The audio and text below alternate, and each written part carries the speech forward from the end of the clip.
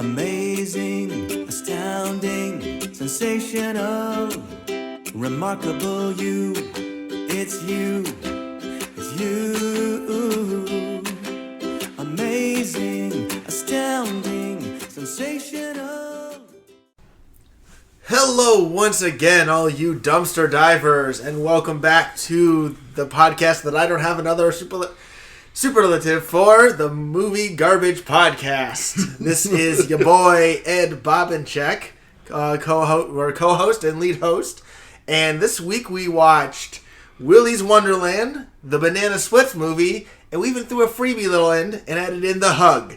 Of course, joining me as always is the awesome, because again I'm bound apparently at giving fun descriptions, Matt Lewis. Hey, I hope you have a fantabulous time. Woo! You and your entrance. Oh man, that was a good batch of episodes. It was or batch of episodes. Well, I usually say after recording, but a good batch of movies we watched. It today. was. We're on a high here. We literally just finished Willy's Wonderland. Oh yeah. And of course, once again joining us is a friend of podcast, Mr. Christopher Bowe. Thank you very much. It's good to be here. And Matt, what the fuck was that intro? I do the dog from Banana Splits. Yes, you did. I don't know why. I don't know if you know about the podcast, but I always throw in some kind of weird esoteric reference that I know Ed won't get usually. Of course, as we got to mention, Freddy Got Fingered, I did the Tom Green Show theme song that I know you've never seen before. Nope. And then fucking Fantasy Island, I made a reference to the fucking TV show that I didn't know about. Nope. Hey, I knew the Troll 2 one. Yeah. And I allowed it. Well, yeah, I gotta throw in something stupid every time for my little intro. That's why I have got to remember that he has to introduce me so I can say something stupid. I noticed you. Yeah, wait. He literally sitting there. So if I don't introduce him, entire podcast is just me talking. okay, today I learned. Yeah, oh man, a fun batch of movies we watched, and it was really good. Obviously, these movies are all pseudo-inspired by the Five Nights at Freddy's game series. Yes, they are. Yep. And they are. I mean, Willy's Wonderland is basically Five Nights at Freddy's with Nicolas Cage. Literally, yeah.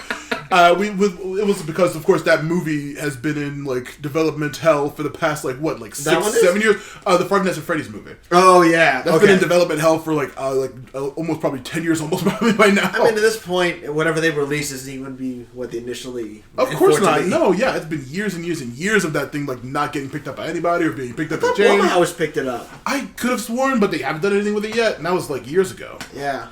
But yeah, I mean, honestly, at this point, the games, for whatever behind the scenes, and I'm going to throw this out here now. Everything with Scott Cawthon is not going to be mentioned here really much because there are issues with him as a person and some of his beliefs. But there are good things he's doing with the games, so we're going to take the games and the creator and put the creator out of it. So I just want to throw that out there right off the bat here. Of course. But keep politics out of it. Yeah, of course. But this is an apolitical podcast, people. Starting now. Black Lives Matter. Okay, I'm about to say, before I can even finish my hat, how long did it last? I'm going to say, the Five Nights at Freddy's game series, I, of course, like most people, have not played the games myself. I have watched YouTube people play them and enjoyed Let's Plays because A, I'm too scared to play horror games by myself like that, and B, it's really entertaining seeing people react to the games because they are so fun and jump scare based.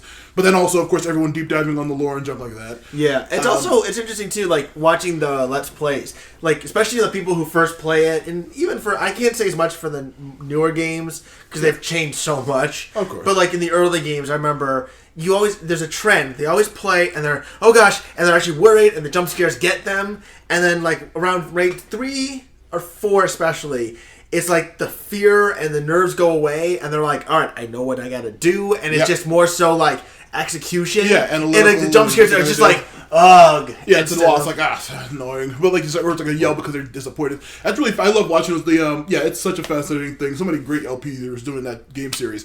Have you guys read any of the books? No. Nope. I have watched plenty of game theory though about of all course, the lore. Of course. Yeah, the books are a separate AU technically. Yeah, but they also, they are and they're not. They explain some stuff, but it's not entirely connected to the games initially. It's I like those books. I've read a couple of the books. I think I've read the first 3 of them. They're pretty enjoyable. The one with the female protagonist. I forget her name. Charlie, yeah. Her series. I've read the first 3. Silver Eyes series. Yeah, Silver Eyes. That's very enjoyable. It's not like the games at all, but it's very like this could be what's technically happening in the other one. Well, that's where Afton's name apparently got introduced, before the games was in the book. Yeah. And then I've heard the Five Nights at Freddy books or whatever. Those little there's a couple of like Goosebump books. Apparently they're really good. Oh, that's good to hear. I've heard they're basically like a Goosebumps in Five Nights at Freddy's. Yeah. How familiar are you with it, Chris? I've not really gotten into the lore of Five Nights at Freddy's at all. I've never seen the book. I've seen. I've never seen the books. I've never seen the books. I've never seen them. Or no. Let me pull up Audible and show you them right now. I've never watched those books. No, I haven't. I haven't done that either. I feel like if I did, they'll be very short. Oh yeah. Watching the books, man, that sure is what a book does. But yeah, no, I have not played any of the games. My exposure to it has been like vicariously through some other friends who are way more into the series than I am. Yeah. And then also like watching Markiplier's Let's Plays of like That's the first 3, I think maybe also 4. Was 4 the one where like the kids in the bedroom and like that was looking 3, I believe. left to right? Yeah, Okay. 4 was like the old museum, like in the future. No, I think actually it's flipped because the first one was the original, second was a prequel, the third one was in the future in the okay, so the fourth two, yeah, the you third were one, right. the third and one the was fourth one was the kid in the kid's bedroom. room. Yeah, the third one was one was Springtrap. I remember that. Yeah, Yeah, and then the fourth one was the kid in the bedroom, and then like you could look behind you and like there's like black little little Freddy dolls. that's and all that. when the Nightmare. Nightmare Freddy's different than actual. And then that's when like the books and the games kind of like cross over with like the build of the sister location like might be like underneath that house. Like the whole crazy. I love that. That's like 6 was another interesting one too. The pizza simulator. That was funny. That was fun. I will say, but the person I watched mostly was of course Markiplier's, but then also the completionist Gerard and the gang. Boy, he absolutely despised those games, and like before anything about Scott Cawthon came out, him and the whole crew, the completionist crew, like absolutely hated him because they hated those games because completing them is an absolute nightmare. So they always just like talked so much shit on the whole series every time they played them. But I still loved it watching them play it. Hey, I mean, there's valid criticism against. Of course, yeah. But like it's because it is convoluted as fuck nowadays. It's ridiculous, yeah. It's hard to understand, but I mean they're fun, and they are what they are, Yeah, and they're fun to look into. It's a fun. Well, hey man, like the more expanded the universe and the more esoteric it is, the harder it is to find things. Like the better prospect for sequels and making more money. Of course. And the way a lot of the lore reveals have been pretty good too. Again, taking the person out of it and putting it into the game creator, like the way they've released has been pretty fast. Yeah. The fact that you can play through the games and not always experience things, and the fact that he's taken criticism is, again, taking other stuff out. That's an admirable trait to have. You know, I mean, Like as a creator. yeah, like Jim Sterling had said, Jim Sterling criticized him pretty harshly for Shipper and Sons, and that criticism helped to define the Five Nights at Freddy's first game, and that concept is blown up so much. Absolutely. So many clones. I mean, how many times do we hear, something gets criticized, Kane Lynch, and you have, reports of people getting fired and shit like that. So. That's it's handled the series very, very well, I think. Despite Yes. people, being divisive about it as popularity and what the games actually are mechanically. Yeah. But, like, it's still a fun thing to do, and it's a fun thing to watch. Yeah. But and now, its existence doesn't hurt anybody, so if you don't like it, that's fine. Yeah, it's lame to hate things just because they're popular. Yeah. Hate things for other reasons. Like don't be a contrarian, guys. Come on. Yeah, oh god, it's the worst on the planet. But these 3 things we watched. Firstly, the Banana Splits, based on the old TV show. None of us have ever heard of this before the movie, right? Yeah. That's correct. Yeah, okay. I looked up at Wikipedia. Apparently, this show ran for 2 seasons. Started in September of 1968, Yep. and then ended in September of 1970. This show was around for the late 60s and early 70s, and then this movie took that concept and it did what it did. Basically, this was an alternate universe where it never got canceled. Yeah, it really was on forever. Well, technically. Yeah. I won't get into it. Yeah, but yeah, like it was just like a weird thing where this movie continued for like 50 years, series continued for 50 years. Yeah, pretty much. But then also, yeah, like I told the guys earlier, the new Yogi Bear and Hanna-Barbera show coming out, the new reboot, which is really, really funny, actually, like a lot of really good modern humor in it, brings back Yogi Bear, what's called Snagglepuss, Top Cat, Jabberjaw. Also includes the Banana Splits are coming back in that series recently, which is a crazy thing to happen now after this movie. Hang on, is this like with one series with like It's all a series this crossover? Yeah, it's like a whole like weird universe with all the different Hanna-Barbera characters just like being like weird and stupid and like really funny modern humor in like a one setting. And I'm really looking forward to it because I gotta show you guys the commercial later, but it looks really good. But the Banana Splits are just there, and it's just bizarre because this movie's the last thing to come out about them for like the last 50 years. Never in my life had I ever considered the possibility of a universe where both Yogi Bear and Jabberjaw exist. Yeah, they're all Hanna-Barbera scoops technically in there, but I think he's bigger than they are. Space Ghost and the gang with Bracken Zorak and all them technically are there too. Yeah, totally. But this movie had a Hanna-Barbera production thing at the end, which I was surprised at. Yeah, you would on that. They did.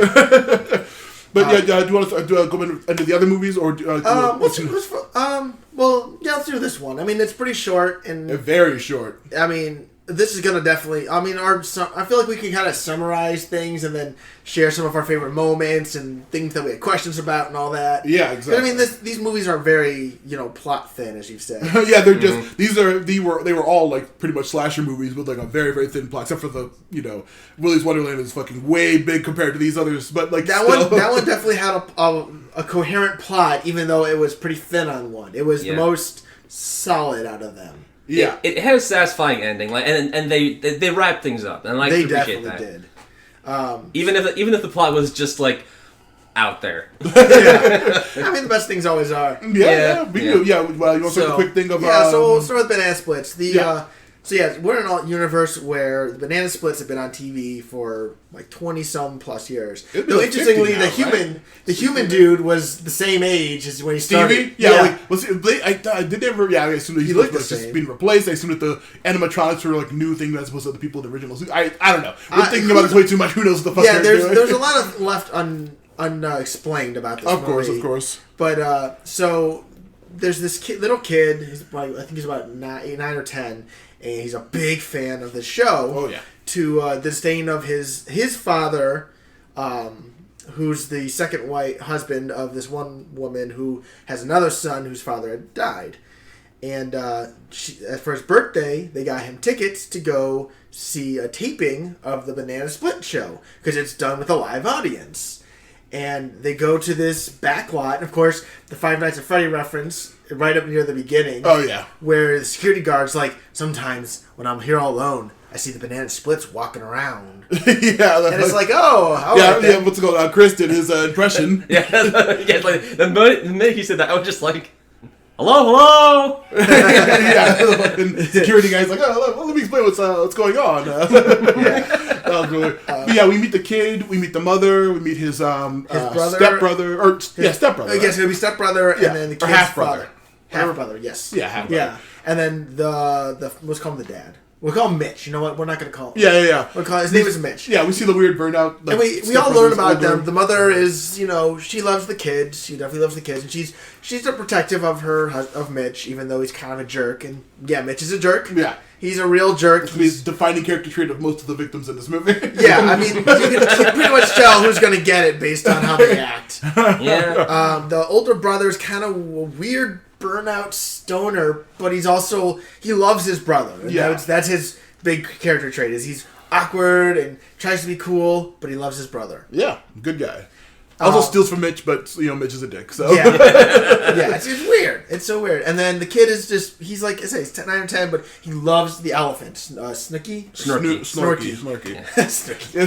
Oh God, Snorky. he loves Snorky, and he's super excited to go see this taping. Yeah, and you find out his best friend is sick and couldn't go. Yeah. So I don't know how this mom. You don't know a bunch of the other like preschool parents' phone numbers or whatever? Nope, I know. I remember like back in like my like intermediate school days, like everyone got this like ring bound or like spiral bound notebook of like the entire like roster of everyone in your class, like the kids' names and their parents' names, their address, and their phone number. Okay, we also grew up in the 90s, and this is supposedly supposed to take in the 2010s. I don't think they give out information anymore. Maybe it's a more connected probably neighborhood, I guess. Just assume. Yeah, she calls like a random other girl that's around his age to. I guess she's in his class or something. I assume, yeah. And she's like, I don't want to go. He's weird. And she's like, and the mom's like, you're gonna go. Yeah, and that's final. Pretty much. Yep. So the next morning we see them all. The kid. Zoe's Zoe's the name of the kid. I don't remember the main kid's name. Harley? Harley. No, Harley's the kid. And Austin is Austin's the brother. Austin's and Mitch brother. is the dad, and then Mitch the is the mom. dad. And Beth, the mom is Beth. Really? I didn't even catch her name. Yeah, They said it like twice. Oh, wow. You're more astute than us. Say more than Carlos in Resident Evil Apocalypse. They say it once. Yeah, exactly. But yeah, they all drive into the studio. We see the long line. This is when we meet Paige the Page. Yes, Paige. And this, by the way, the studio is pretty creepy too. It's like all worn down. It's the oldest one in the lot. Yeah, I'm pretty it's sure that far whole drawing of the 4 banana splits was like hand drawn with like chalk or some shit. Yeah, it was all very sloppy and weird. And creepy. Yeah, but the Paige comes out. She tells everybody, "Hey, we're going to go into the studio soon. Just got to hand over all your phones." This is when we meet the cast of the people in the party. Yep. We meet first we meet the dad, the show dad, who wants his daughter to try to get into show business, and it's very like annoying. Like He's really into this show, though. I don't know if he's into the show. I think he just wants to get a gig. He's trying to be, maybe he's just trying to be over enthusiastic. Yeah. Like that was his whole thing. Yeah, he did not care for the show at all. He just wanted to like get his daughter in showbiz. His daughter did not care about the show. Yeah, she was very apathetic, which was very funny. She was like very like whatever, who cares the whole time. There's a good payoff with them, though. Yeah. And then we meet the blogger people who are just amazing, like the freaking Thad and Poppy. Yeah, Thad and Poppy. And they are very funny and very weird. Yep. And they were all right. They were all up right. and down. I didn't know. Yeah, I'm pretty sure like other people would like supposed to dislike them a lot more just because of their personality and what they were doing. But I thought they were fine characters. Yeah, they were sort of likable. Yeah, they're sort of likable. Other people would be like, "Oh, those people are so annoying." He's like, millennial bloggers, like who care, or like Vine people or whatever the hell, live streaming all the time. But I thought, they're fine. They're funny. They were annoying and they were rude. Yeah. But like. You saw a better side of them here and there. Yeah, Dad got a little actually about it, but still, it was pretty cool for the most part. I mean, he felt. I felt like not too much spoilers. He felt very Loki-esque. The second he tries to better himself. Yeah. But we're getting ahead of ourselves. Yeah. We go down the line, we meet those people, and we continue down, and we finally meet the family at the end of the line. The kid sees the banana splits coming up in their banana mobile or whatever the hell it's called. And he runs in front of it. Yeah, like a real smart guy. And stand there waving, and they like keep it driving, and then just stop in front of it. Like an inch away from this kid. And then the mom notices that he's run away. Yeah. Totally neglectful. And then yells at the dad for not noticing. Yeah, why did you see him? He's on his phone. Yeah, he's like doing work stuff apparently. So he says. Word. Yeah, of course. And then he says, "Oh, that kid was almost hit by a car. That'd be a stupid way to die." Anyway. He loves his son. Yeah. So the only other real relevant thing after they go in is after they've taken their cell phones. They say if your ticket has a star on the back, you get to meet the Banana Splits after the show. Yep. And of course, we see the producer talking to the showrunner. Well, that was just before. Was that now? Or That's like intercut between before they get the studio audience. So by the people get the stars are the bloggers and the showbiz dad, of course. Yep. However, the family that we're following does not get a star. Mm-hmm. But however, we're gonna cut around because there's so many cuts and random little plot. Yeah, lines. the plot. Yeah, this is the only bit of plot we actually get at any point in the fucking movie. So the robots are getting experimented on by their evil, crazy doctor. Well, he said it was an update because something was. That they almost hit that kid, and then he gives them an update, and then makes their eyes glow red. Is that why they're evil? I guess. Yeah, that's basically the best we get. Yeah, so the brother is like, "Oh, we didn't get a ticket, a star," because the little brother's all upset. Yeah. So he walks off, and he ends up finding Paige the Page. And it's like, hey, so my brother's a big fan of the show. Is there any chance you could hook us up, man? And he kind of flirted with her earlier, and she's like, yeah, I'll help you out. Yeah. Whatever. So they're going to end up seeing the Banana Splits. Yeah, we at some point during this, we find out that the producer talks to the showrunner and says, the show's canceled. This show's old and lame, and I want to make something cool. But we're a huge hit. Look at our numbers. It's like, yeah, but it's old. I want something edgy and new. So tonight is your last show. She's like, we have tapings booked for weeks. It's like, not anymore. Yeah. It's like, okay, if you're going to cancel the show, you cancel the show. That's whatever. you do it. But at the very least, like, you can drive up those ticket prices. Yeah. You know, if you were to say this is the the final season, people will be coming out in droves. The merchandising, like if you're gonna cancel it, that's fine. But you got those. You're getting the money. Like, You you have to could have refund waited it. a month, right? That guy was a very idiotic producer or showrunner, whatever the fuck his role was compared to hers. I don't know. Yeah. I think he was like the vice president of networking or some shit. Yeah, he really needs to cool down. He was an idiot. Oh yeah, Enjoy some nice ice cream. yeah. But we after that we see we completely forgot to mention Stevie's idiot self. Oh, Oh, yeah, God. so the banana splits. There's Bingo the monkey. Yeah. There's Droopy, Droopy the dog. the lion, is Droopy's the lion. and then the dog's name. They said it a couple of Slurp times. something. Feeple? Fleagle. Fleagle, yeah, Fleagle. Okay. And then the elephant Snorky. Snorky the elephant. Yeah. And then there's, of course, Stevie. Yeah, Who no Stevie. one likes. Yeah. Even the kid calls it out. It's like, yeah, no one likes Stevie. Yeah, he's just some weird old creep guy Yeah. out drinking all the time on the job. Who dresses like a child. Yeah, it's Is that a creepy. grown man just like a child? Like, yeah, Stevie, no one likes him. they keep trying to point out, oh, and Stevie. Yeah. Don't forget Stevie. Yeah, and everyone's like, oh. We see Stevie like creepily hitting on Paige the Page At one point, yeah, yeah. drinking. Oh my God. And then he like stumbles out of his office when he overhears the producer. Like, what the fuck are you doing, man? You're supposed to be on set. Like, why don't you have a drink with me? Yeah, exactly. Like, the fuck's wrong with you? And thankfully, she gets saved by the brother Austin. That's when he had asked her to hook him up. Yeah, and then the Stevie overhears the producer say, "Yeah, we're going to cancel the show." He's like, "Yeah." So he gets extra drunk, goes on stage, drunkenly wobbling all over the place. Yeah. And then eventually, like, kind of like sneaks to the robots, like, "You're done. It's going to be over soon." And then the show ends. Everyone's happy. Like, I never liked any of you. You all suck. Yeah. Later, losers. So now we're just gonna cut around to these deaths because Yeah. so the show ends and all the people leave except for the family who gets to meet them, Thad and Poppy, and then the dad and his daughter. Yep. Who rushes off to find a producer so he could audition his daughter for show business. Yep. Paige the Page chases him. Thad and Poppy run off to do because they had snuck a phone in. Yeah, they want to see the set, and then we see the dad has left the family to make a phone call, and the mom goes after to chase him. Yep. So the kids are by themselves at this point because also Austin's run off. Yeah, he runs off because you find out.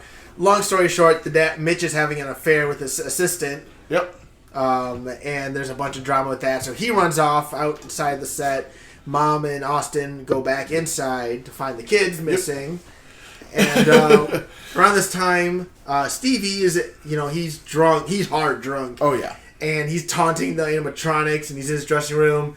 And all of a sudden, one comes, grabs one of his... It's Fleagle, I think. Or Fleagle. I can't tell the difference between Fleagle and Droopy at any point because they look so similar. And of course, those two are the main. They're the two main ones doing animatronics. anything. Bingo's never around, and Droopy's like doing Or their turn. Yeah. No, it's the elephant. Or sorry, Snorky. yeah. Snorky does it. The name's Drooper, but I like Droopy better. I don't remember what the fuck it was. Yeah, he takes this giant lollipop and shoves it down Stevie's throat. Yeah, first really graphic kill. It's just like, oh shit. It's Wow. graphic. It's a good kill. Like, you actually see his throat bulged Yeah, out. he sees like Yeah. jaw he's fucked like, up and he's blood like everywhere. choking, and blood comes out of his mouth. Yeah. Super creepy. Yeah, it's really, really crazy. And then this is when we see, I think we cut the outside the dad being chased by the car. Yeah, that's right. He's being chased by the elephant in the car. Yeah. He goes up to the security guard and he runs away. And he's like, "Oh, thank you." And then the security guard is just standing there. His head plops off into the dad's hands. He's like, "Whoa!" And goes backwards, and then gets like cartoonishly the car just comes out of nowhere. It just hits him with the car. Oh my god. Poppy and Thad are checking out the set, just blogging again, and it turns out, Thad's proposing to Poppy. Oh, yay! And then, of course, that's when I think it's Fleagle comes up, right? Yeah. Yeah. And then the followers are just like, "Oh god, look behind you! Fuck, look behind you!" Yeah. He's like, "Want to see a magic trick?" And he somehow this set has a locking an act like a saw the person in half thing. Yeah, and locks him in. a magician's lockbox, and then also a real razor blade. Yeah, and he basically the dog. It was the dog, wasn't it? Yeah. It was the dog. Fleagle. Or was it the Fleagle. It was. I think, like I said, they look so similar in my head. I can never get them tell them apart. I'm pretty sure it's the dog. Yeah, I'm pretty sure it's Fleagle. Yeah, because he gets his arm ripped off. At this point Yeah. afterwards. So he makes Poppy use the saw to chop the dude in half. Chop that in half. And then pulls it apart, and he's Yeah, of course, a big giant Ta-da! splash of blood. Yeah. Really another graphic as hell kill. He leaves Poppy alive because he hears the kids calling for him, so he wants to go see what they're doing. This is when he finds the kids and takes them away. Yeah, and then the mom and the Austin come in like, where are the kids at? And they start running around looking for them. Yeah. We get to another kill. Yeah, With, cut to the show dad. Show dad. He goes to the producer. The female producer. Yeah, the female female producer. showrunner. And it's like, oh, I want to audition my daughter. He's like, hit it. And what did she sing? My humps. What you gonna do? My with all humps by that the Black junk? Eyed Peas. All that junk Yeah, inside she's my gonna trunk? do one with all verse. that junk inside my trunk. Stop. Yeah. She just literally just says, stop. Yeah. Like, It's creepy. Yeah, it's like, that's disturbing, and you're awful, and the show's canceled. Leave. So Yeah, it's like, that's what I'm gonna Paige find finds a showrunner, and so he takes his daughter and runs off like an idiot. And he finds the showrunner and opens the door. Yep. And he sees someone sitting in the chair with a cigar. Either Flegel or Drooper. it was One of the Drooper. two. It was Drooper this Drooper. time? I Okay. remember the glasses. Yeah. So he goes up, picks up the cigar, picks up like a hairspray, and burns the dad's face. Yeah, actually, I've been around people who've done that like axe spray and like a lighter thing before. It's not that huge. Yeah. Also, that was a cigar. That was not a. Oh yeah, exactly. It was not like a lighter or something. It was a who knows cigar. if that would work? But yeah, he burns the guy's face for like 20 minutes. So the guy like runs off. Yeah. He survived. He does survive this. Yeah, though. yeah. The daughter, of course, also just like runs away screaming. Yep. We find out that the kids are being kidnapped. Oh, the yeah, three well- kids we see have all been kidnapped Oh, yeah. and put into a cage, and we meet the creepy creator dude. Yeah, and we see the mom and Austin are like when they find the producer and like, hey, what's going on? And then they find Page to Page, and then that's when the show dad like stumbles in with his burned off face and says, "Oh, the robots are evil," and then we gotta find the kids, and so they split up again to find the kids. The mom and Austin go into like a jungle and Yeah. get lost in this small jungle set. It's Yeah. like a stage with jungle stuff It's like, on yeah, with it can't plants be on more it. than like 6 by 6 feet. And so like, she gets lost and is running through it for like 20 minutes. Like, oh, Yeah. oh, this is forest. Yeah, endless forest. and Bingo just kind of just like, bunches out of nowhere, grabs Bingo. off it, and goes zoop back up. Finally, Bingo's in the movie for 5 seconds. And Yep. then- And mom sees him as her son is in danger, and she mentions, there's some stuff about the dad being killed in front of her, and she couldn't stop it. yeah, what the hell happened? They don't They're explain. so big. All Instead we of know saying is he died she in is front not of- going to let this shit happen again. Of course. So she gets out, her shirt gets ripped, she got like a sweater on, she takes that off so you can see that nice tank top. Yeah. Or whatever. Tank top. And she goes up and she shoves the machine over the edge and kills it. Yeah, Bingo's out of the movie now after being in for one scene. Oh, God. But yeah, and then she saves the son. She saves the older sons. They We gotta find the other Poppy two. at one point, and she's Yeah. like She's still just- by fat, yeah, and she's covered in hysterical. blood. And, Yeah, it's like, I can't believe that's dead or whatever. Yeah, they're freaking out. Then the kids are kidnapped by the robots and put into a weird pin with the showgirl. And then, like, they meet the crazy, the boss of the robot, the creator? the crazy mad scientist creator of the fucking robots. Yeah. Who's just inexplicably, Yeah, Carl with a evil. K. Is it Carl? I don't even remember. That's his name is I don't Carl. know how do you catch these names. I didn't catch anything. But yeah, they spending too much time on this movie. I know. We have the other one, middle one's short, but like yeah, they God damn it. Carl like almost lets them out. The robots come in. He says, "You can't leave. The robots need you." And he's like, "Why the hell do you have a weird heel turn to being an evil guy now?" Yeah, it's weird. And then the kids are able to escape and trap him and run away. And they run into Snorky later on. Yeah, they run into Snooky, who presumably at this point has killed the kid's dad. Yep, and the kid goes up to him and does the Snorky shuffle. Yeah. And Snorky decides to be good. Yeah, he's just like, "Hey, He's a real I'm nemesis. just to be good. gonna take you guys to the fucking thing or whatever the hell." So they take hands and they all go. Oh, sorry. Yeah. I'm trying to think what else happens before we get to the big part. The family, everyone, the Paige, Austin, and the mom find the evil creator guy, where the showrunner and the dad are captured by the rest of the robots. Yeah, remember the burn-faced dad and them have to go through the message. Oh yeah, well they challenge? don't see that. No, that's happening simultaneously while Oh, the yeah, family's like, that's right. they're in the show must go on, and like the crazy mad scientist says, you got to go downstairs into the deep studio or whatever the fuck. Yeah, it's weird. Oh, and then there was that whole like sloppy time. Yeah. Yeah, so this little Yeah, double dare obstacle course. Yeah, the showrunner and the burn-faced show dad have to do the obstacle course where they're getting like... Where she got her fingers broken at first. Yeah. Yup. Because they throw him into this pit and they break her fingers back. Yeah, the dad's He's got a burnt burnt face and he falls on a weird slime goo. And right on his face and screams. She Yeah, goes to it's- help him and lands on her fingers to fuck it up more. Such a weird scene of like random They get crazy pies violence. thrown at him. Yeah, it's so silly. It's a silly scene, but then the dad gets like did they stab? Or Pete takes the key that you need to escape this weird little like jungle gym, and like stabs it in the guy's back. You see his spine like come out of his back. Yep, and then he throw him flings him over the side. Yep. And then the woman gets to the end, but then like the jumps into a ball pit. Earlier, little Chekhov's gun callback reference joke. She like was talking about, I need a giant hammer for the escape. Where's the giant hammer? And so they just hit her in the head with a giant hammer at the end of this scene. It's a very gruesome eyeball bulge. Oh my god, that eyeball! It's very Walking Dead Glenn-esque. Yeah, it was very crazy looking. Yeah, oh my god.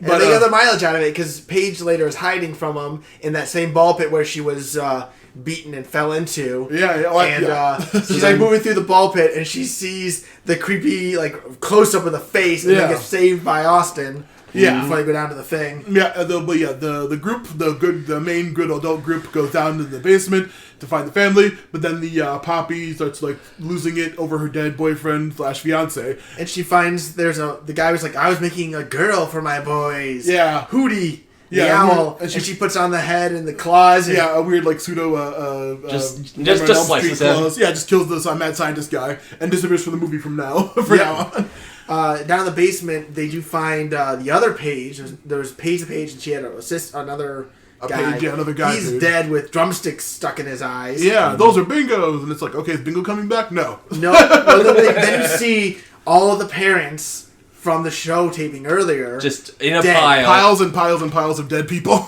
Yeah. Like, it's only the adults, where are the kids? And then this is when they go a little bit further. The underground studio with all the kids chained together, and they see the Banana Splits are putting on a show. They drag out the body of Stevie on a unicycle, or on a tricycle. With the thing still stuck in his throat. Yeah, Lollipopp's all bloody and disgusting. And it's pretty disturbing. Like, those kids are all graphic as hell. Yeah, that's a really messed up scene. They even mail here, and they open up like a giant flamethrower shoot. It flings his body in the unicycle on his back. It's so ridiculous. Oh my god! Snorky brings the main kids down, all three of them, but gives them a key. Yeah, he ties them up. He chains them up, to put on the face, and then slightly gives him the key. Yep, pretty obviously, actually. Yeah. But then this is when the mom and the rest of the good guys are sneaking around trying to free the kids. What the fuck, guys? It was the producer dude who canceled the show. Oh yeah, he's on the ending wheel. He is nailed, by the way. Yeah, nailed hands and feet into a big giant spinning wheel to see how the show's gonna end. And because they always lands on Rock On. Yeah. Not this time. It lands on Banana Split. Yeah. Remember what I said earlier about ice cream? Nice. Oh, now I get your weird joke. So they take his hands and feet off the nails. Very painfully, just rip them through. It's real gross. And then they rip his arms and legs off and leave his torso just thrown on the ground. It's really crazy that the graphic torso boys. What's he complaining about? But yeah, then they free the kids. The kids escape. The mom stays back and takes on Flegel and Drooper. Mm-hmm. And she takes them out along with the help of Austin. Yeah. Crazy weird fight with that. And then very satisfying though. What, the taking out those two? Her? I mean, she was badass. The mom was badass. She was. She went full mama bear, but I don't know. The fight was just kind of Yeah. Especially after Willy's Wonderland. Of course. But it's a really whatever fight at the end of that. They escape. Everyone's going through the tubes and getting the hell out. And this is when they find out, oh, Bingo's there. He's not dead yet. Apparently, he's back in the movie now. Yeah. And he tries to fight them, but then of course Snorky, who just decided to be good, comes and helps. And Snorky kills Bingo, but also gets killed himself. Yeah, Bingo kills Snorky. No, Snorky. Yeah, our favorite character. Yeah. YOLO is he gets a nice little scene though, as the kid goes up, and like, "You'll always be my favorite, Snorky." Yeah, and it's very weird, and it's just like, okay, well, that's sad. They all get out of the building, everyone's happy, there's police and ambulances everywhere. Mitch is alive! Oh, boy. Hooray! Oh, the girl who's with the show dad's like, tells her mom, I don't want to be in show business. Oh. Whatever you want. Yeah, the mom, I felt bad that she had her mom, because that dad was a douche. Yeah, but also he's dead now, so it's kind of sad. Yeah, but he was also, he sucked. Yeah. But yeah, they get the hell out. They are all celebrating. Mitch comes up like, "Oh man, I was hit by a car. It was terrible. Anyway, I'm not cheating on you anymore. I love you now." And then, she punches him in the face. Yeah, turns out I want a divorce. Yeah, we're getting the fuck out of here. Everyone leaves, including the ambulance. With Mitch running around like, "Hey, wait, you left me behind." The Mitch is just running after the ambulance, and the ambulance does not stop. They had to have seen him, but they just chose to leave. Yeah, it's so stupid. Oh my god, it's funny though. But yeah, and then of course he's like, "Oh, come on, this is ridiculous." And then of course he gets hit by a car very graphically, like blood splatter everywhere. This time he got properly run over. Turns out Poppy wearing the head of Hootie still. Yeah, is taking the driving song. driving the car with all of the banana split animatronics in a little carriage in the back. Yeah. Light on in one of the eyes, and the end. Yeah, singing the Banana Splits theme, and then, credits roll. Yeah. Very weird movie, very funny movie. Yeah, it was. It was much lower budget than what the It was others were. much lower budget.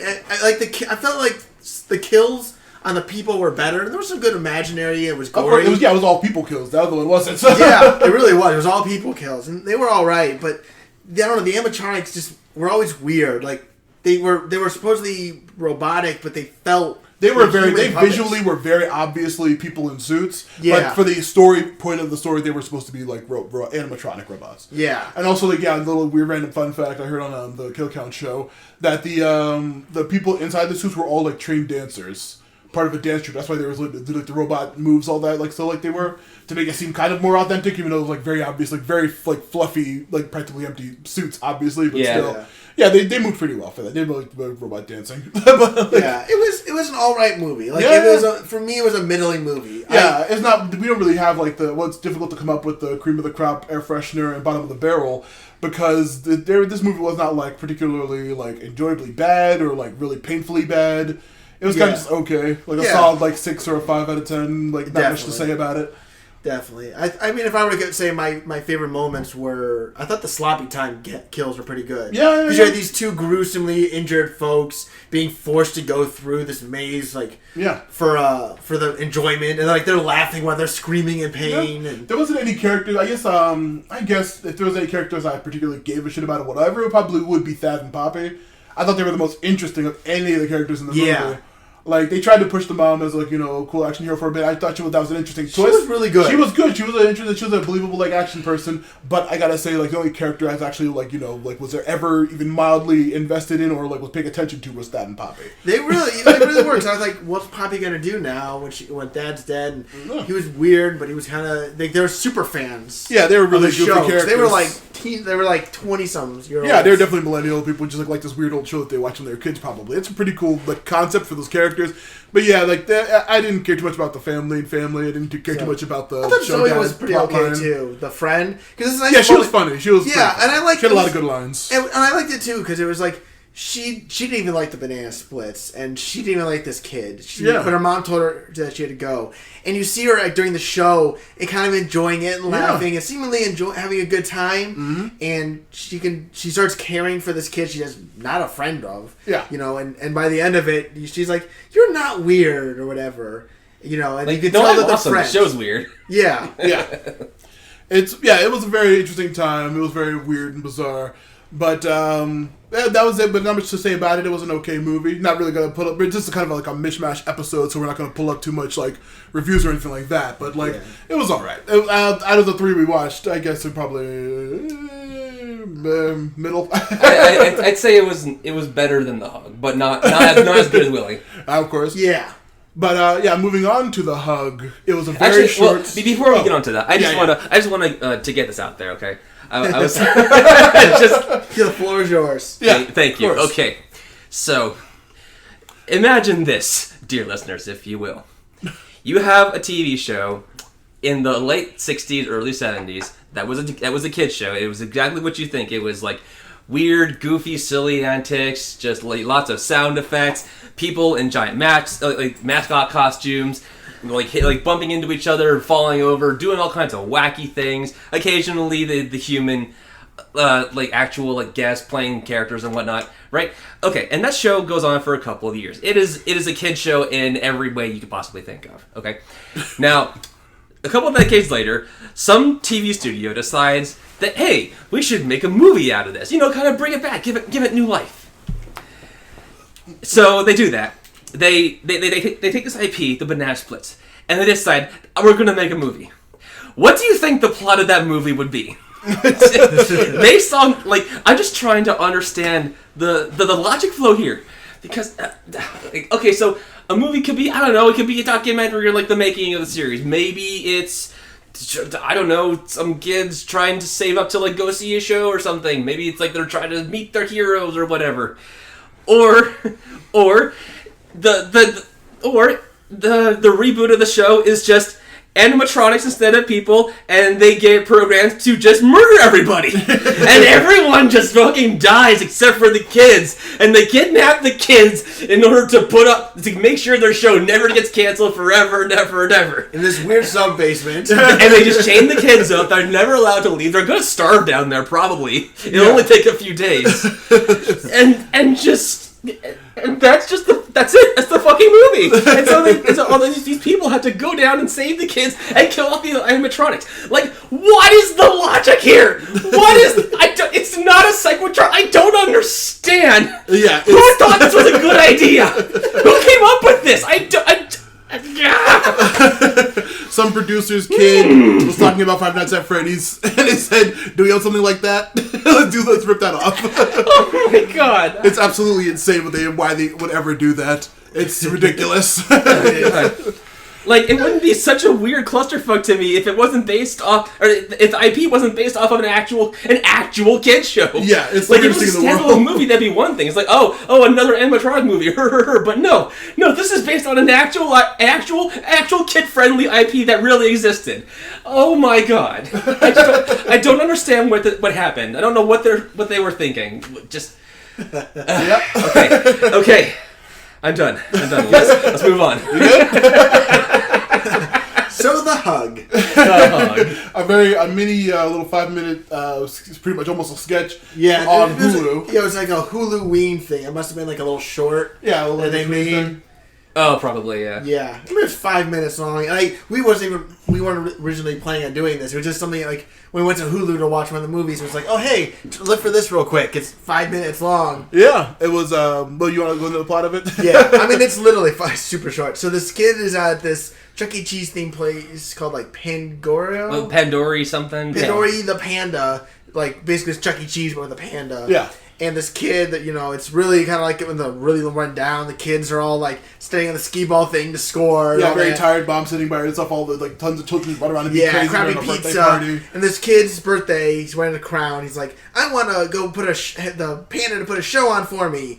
And the maintenance worker's like, hey, it's his dinner time. He'll be back in an hour. Kid's all pissed off. Steals the keys, turns it on, and goes up to the animatronics like, hi there, what's your name? Aiden. Well, that's a pretty name. You want me to put a show on for you?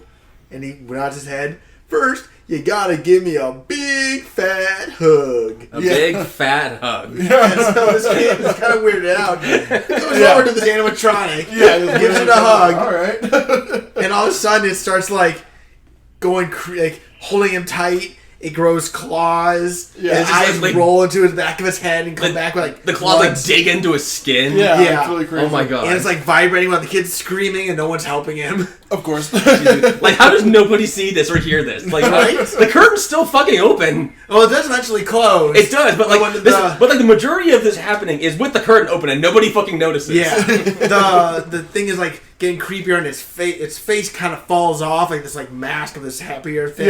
Yeah. And this one little girl looks back and sees the curtain closing, and you see the face of this animatronic, and it's all like monstrous. Yeah, it's all crazy looking and evil. And creepy. like wrinkled, like just flappy skin, like angry eyes, and just like the teeth, Sharp teeth. sharp Yeah, teeth for days. The whole spiel. Yeah, it just like then like the curtain closes, the maintenance worker like realizes, oh my god, the kid, and then just runs up, opens the curtains, and sees that like, oh, I don't see the kid, but the panda looks normal again. Yep, and you hear like a muffled screaming according to the captions. Yeah, you have to say muffled screams. And then the hand reaches out of the mouth of the of the panda. Presumably the kid. Yeah, and it's all gooky and gooey. And that when it cuts? That's when it cuts. Of course. Now, I was going to say, I thought this looked really familiar to me, but I was like, this looks like, I think it's based off that picture, Dick the Birthday Boy. Have a look at that image, old oh my image. Gosh. Yeah, you look at that, it's a famous picture, internet picture, of a creepy looking bear. Dick the Birthday Boy, oh my god. A really creepy looking bear looking similar to this one. Have either of you guys seen Red Letter Media? I've heard of it, but I've never seen it. Oh, okay. Well, if you do know that, like, internet series, one of the main three people is Rich Evans. That little kid in the picture is Rich Evans. Oh, wow. He's like a huge like, YouTube person now, or like a video person. But also, this random company, I think it was like in Pittsburgh or some random city in the middle of nowhere, Pittsburgh. I don't know, yeah. Some shithole like Pittsburgh. Harrisburg forever. Yeah, you hear that, Pittsburgh? You suck. Cleveland rocks. Harrisburg. Anyway, the real hey, we're the real capital of Pennsylvania, Harrisburg. And Cleveland's the real capital of Ohio. Yeah. That's Columbus. Shut up. But Okay, I'll just leave my apartment. This sure. random knockoff Chuck E. Cheese random store that just like famous internet person was in this famous meme picture from way before he was like, you know, anything. In that bear costume, actress Julia Roberts. What? Julia Roberts? On the Ellen DeGeneres show, she said, yeah, she was they pulled up this picture and like, yeah, she worked at this company and possibly was with a bear in this picture because she worked at the company during this time period. Oh my God. Wow. But yeah, that picture is definitely the impetus for this movie because the animatronic looks very similarly designed And it's to that thing. Wow. It looks pretty creepy on its own. It's a terrifying looking really picture. is. It's a really creepy looking thing, and also, yeah, his shirt says "Dick the Birthday Boy." So, I mean, to be fair, and just about any animatronic looks terrifying on its own. pretty much. But yeah, it was a fun little video, very short, very like, you know, silly. Of course, no real plot or anything to discuss, but I liked it. It was enjoyable. Yeah, it was fun. I would say if it was like just tonally and like, you know, quality wise, it was like looked a little bit better than the Banana Split movie did. Even though it was 5 seconds long, they could have The animatronic looked better, honestly. Oh, absolutely. Yeah, the animatronics and all the other movies look way better than the Banana Split's like obvious fucking suits. Yeah. Willy's Wonderland had pretty good animatronics. Oh, absolutely. Yeah, Like they felt like a lot of them felt like they could have been robotic, and a lot of them were not designed to be like normal human outfits. So yeah, it was very good. And also, I felt like that one also made more sense with the context, which we'll get into here shortly. Yeah, we'll get into it right now because that's the end of the hug. Yep. So. But yeah, now Willy's Wonderland. I, of course, like all these, have seen, besides the hug, have seen this before. You had seen this before? I had seen this before, Okay. yeah. Didn't know that. And of course, watching it with these two... Idiots. Yeah, these two. These two awesome dudes who I'm so glad appreciated this amazing fucking movie. Oh my gosh. This movie... after the Banana Splits movie, I was feeling a little like burnt out. I was just like, it was okay. I didn't get as I expected more from it. It wasn't as extremely good or bad one way. It was a movie. It was an hour and a half of a time pass. My God, though, that scene. I just want to state this real quick. That fucking scene in the sub basement where the kids are chained up and they're watching all this gore happen. Like, I had to literally pause the film and take in what the fuck was going on. For the Banana Splits? Yeah, for Banana Splits. Yeah. Sorry. Yeah, just for that scene in Banana Splits. Like, dear God. I'm just like, That what was- the hell is happening? That was definitely the most effective scene. I had a good payoff there, but It really did. Yeah. I'll say but we're gonna go into Willy's Wonderland. But yeah, of course, the actual human kills of course I would say were better in Banana Splits because they were the main focus was the people getting killed. yes. In this one, it's Willy's Wonderland. yeah, It's definitely... So this is a movie starring Nicolas Cage. the end. Nicolas Cage does not have any spoken words. Not this a film. single goddamn word. Not all. one line of dialogue, and I'm almost convinced that he tried to do that as like a dare or something. Like, can I star in a film and literally say nothing and make it and have it be good? I mean, he did a fantastic job. He really did. Oh, I absolutely. mean, you could tell his emotion, like he was very flat, cool guy the entire film. Mm-hmm. But you could tell when he was a little shocked, a little scared, when he was enjoying himself. Absolutely. Enjoying himself too much. And everything. Like, you could tell his mood just on his facial and body expressions. And that was really impressive to see. Just him on full display. Like, hey man, I don't have to have a crazy scream freak out to be awesome in a movie. I can literally just like completely facially and physically emote. Yeah. To an absurd degree to convey this amazing character. It was truly amazing. Yeah. So I'm going to explain the plot of like the whole lore that they feed you throughout the movie, and then we'll go into what it actually happens. Of course. So there's this restaurant called Willy's Wonderland that was supposedly opened by a serial killer who hired other serial killers, and what they'd do is they'd have families go into this one room, and then they'd kill them all in there. Yeah. And they eventually, the police caught on, and there's all these dead bodies and missing people, and the owner and the workers all ritually kill themselves in like a satanic circle and everything. And it turns out that they transferred their souls into these 8 animatronics. Yep. There's the Willy the Weasel. There's Sarah the Siren. Tito the Turtle. What's the gorilla's name? Gary, maybe? I can't remember. That's the only one I don't remember, because I remember Ozzy the Ostrich. It's Ozzy the Ostrich. I remember Nighty Night. That was the Night. Oh, Nighty Night. Okay. Yeah. What was the chameleon's name? Oh, God, I can't remember. The gorilla, the chameleon, I don't remember. Yeah. Is that the other 6 we got? I think that was it. There was the ostrich, there was the knight, there was the siren, there was Willy, there was the turtle, there was the gorilla. What was the last one? The chameleon. And the chameleon. Yeah. We're missing one, aren't we? Who was... There were 8. The alligator. The alligator. Oh, that's right, there was the alligator. I think they called it alligator at some point, maybe. That makes sense. But they transferred their bodies into them. And all of a sudden, these animatronics started killing people. So they closed down the place, and the animatronics start killing people outside of the restaurant. Yeah. So they go and try to take down the restaurant, like just bulldoze it. And the day before, the contractor who's supposed to do it gets killed, and his entire family killed. So the town decides to make a deal. You stop killing the people in our town, and we will feed you. Yeah. So they put out like spikes to trap people. And, the cars, hey, it's going to take a while to fix your car. Or it's going to be all this money and you can't pay me with cash. Why don't you work it off? Yeah. Go in and clean this restaurant. And in the morning, we'll fix your car, basically. Yeah, we see them do it with a number of different families. People of low character, the drifters, people traveling. Or just they're at the wrong place, wrong time. Yeah, wrong place, wrong time sometimes. So they're killing all these people and feeding these animatronics, basically. Yep. So that's where we get Nicolas Cage going down the highway, looking It cool. is crazy car. Really nice. Was it Chevy? I was Or Camaro or something? It was a Chevy. Yeah, Chevy. It was a really fancy Chevy, though. Yeah, and it's the expensive one. He hits the spikes and calls a tow You truck. see army tags in his window for a second. Oh, that's right. Yeah, that's the only explanation for any backstory. Yeah. And this tow truck comes up, and the guy is super chatty and sucking on he got a Slim Jim in his mouth. A giant Slim Jim all the way down his damn throat the entire time. Like you might mistake it for a cigar. Yeah, right? you're supposed to be like, is that a cigar, or is he just chewing on that? And at one point, he takes it out, and it's like really fucking long. It's like, oh god. Yeah. And turns out that it's going to be about $12.50 to fix his tires. Yep. Well, they don't have an ATM, and they don't take credit cards. And they have no internet. Yep. So he's like, do you want to work it off?